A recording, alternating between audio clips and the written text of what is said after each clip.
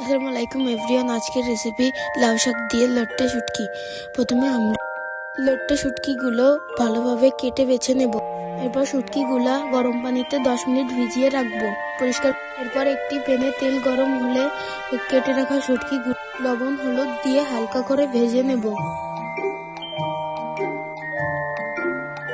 ভাজা হয়ে গেলে শুটকিগুলো একটি পাত্রে উঠিয়ে রাখবো। একটি প্যানে তেল দিয়ে তেল গরম হলে তার মধ্যে আদা রসুনের পেস্ট এবং জিরার পেস্ট দেব। এরপর পরিমাণ মতো হলুদ লবণ দিয়ে ভালোভাবে নেড়ে নেব। এবার এর মধ্যে কয়েকটা কাঁচা লঙ্কা অ্যাড করব।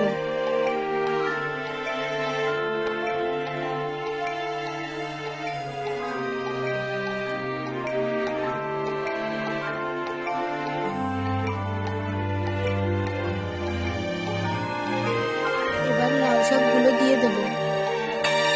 লাউ শাক সিদ্ধ হয়ে গেছে, এর ভেতর লট্টে শুটকিগুলো দিয়ে দেব। এবার ঢেকে দিয়ে 10 মিনিট ওয়েট করব।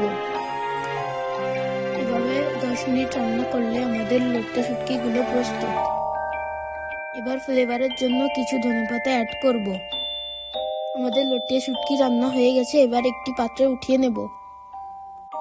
আপনারা আমাদের অবশ্যই ফলো দেবেন এবং আমাদের লাইক করে আমাদের পাশে থাকবেন। আল্লাহ হাফেজ।